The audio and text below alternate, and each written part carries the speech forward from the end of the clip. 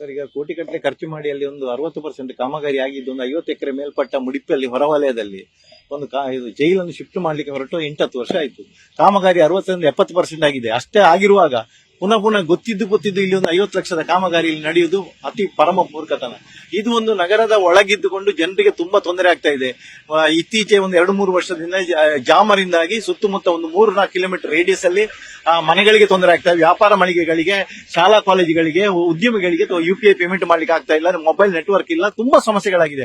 ಇದು ವಿಧಾನಸಭೆಯಲ್ಲಿ ಚರ್ಚೆ ಆಗಿದೆ, ಹೈಕೋರ್ಟ್ ಅಲ್ಲಿ ಕೇಸ್ ಆಗಿದೆ. ಇಷ್ಟಿದ್ದು ಪುನಃ ಜೈಲು ಅಧಿಕಾರಿಗಳು ಪುನಃ ಈ ಒಂದು ಗೋಡೆಯನ್ನು 20 ಫೀಟ್ ಏರಿಸ್ತಾ ಇದ್ದಾರೆ. ನೀವು ಅಬ್ಸರ್ವ್ ಮಾಡಬಹುದು, ಈ ಗೋಡೆಗೆ ಒಂದು 40-50 ವರ್ಷ ಆಯ್ತು.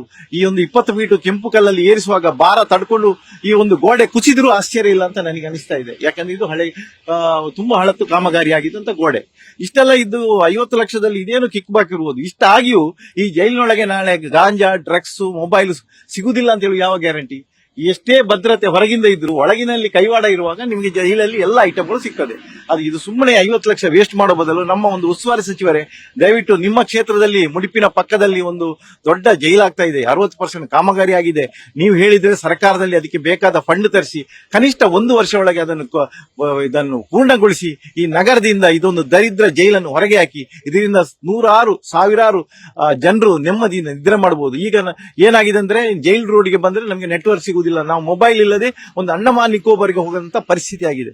ಹಾಗಾಗಿ ದಯವಿಟ್ಟು ನಮ್ಮ ಶಾಸಕರಾಗ್ಲಿ, ನಮ್ಮ ಉಸ್ತುವಾರಿ ಸಚಿವರಾಗ್ಲಿ, ನಮ್ಮ ಮುಖ್ಯಮಂತ್ರಿಗಳಲ್ಲಿ ಒಂದು ಮನವಿ ಏನಂದ್ರೆ, ದಯವಿಟ್ಟು ಈ ಜೈಲಿನ ಶಿಫ್ಟ್ ಮಾಡ್ಲಿಕ್ಕೆ ಆದ್ಯತೆ ಕೊಟ್ಟು ಅಂತ ಹೇಳಿ ನಮ್ಮ ಒಕ್ಕೂರಲ ಆರ್ಗಡೆ ಹೊರಗಡೆ ಕೋಟ್ಯಾಂತರ ರೂಪಾಯಿ ಖರ್ಚು ಮಾಡಿಕೊಂಡು ಜೈಲು ಮಾಡಿದ್ದಾರೆ.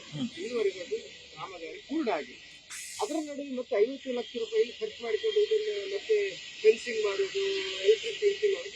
ಸರ್, ಇದು ಏನ್ ಗೊತ್ತಾ, ಸ್ವಂತ ಲಾಭಕ್ಕೋಸ್ಕರ ಮಾಡುದು. ಈ 50 ಲಕ್ಷ ಕಾಮಗಾರಿಯಲ್ಲಿ ಯಾರಿಗೆಲ್ಲ ಏನು ಒಳ ಒಪ್ಪಂದ ಇದೆ ಅಂತ ಯಾರಿಗೂ ಗೊತ್ತು.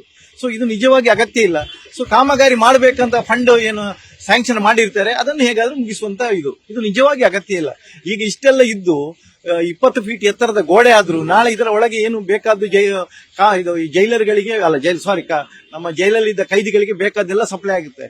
ಒಂದು ಹೇಳ್ತೇನೆ, ಬ್ಯಾಂಗ್ಳೂರ್ ಬಿಟ್ಟರೆ ಹೈಯೆಸ್ಟ್ ಒಂದು ಕೈದಿಗಳಿರುವ ಜಾಗ ಇದು ಅತ್ಯಂತ, ಯಾಕೆಂದ್ರೆ ಕೋಮು ಗಲಭೆ ಅಂತ ಸೂಕ್ಷ್ಮ ಪ್ರದೇಶದಲ್ಲಿ ಇರುವಂತಹ ಜೈಲು. ಇದನ್ನು ಭದ್ರತೆ ದೃಷ್ಟಿಯಿಂದ ಮುಡಿಪಿಗೆ ಶಿಫ್ಟ್ ಮಾಡಿಸಬೇಕು ಅಂತೇಳಿ ನನ್ನ ಆಗ್ರಹ.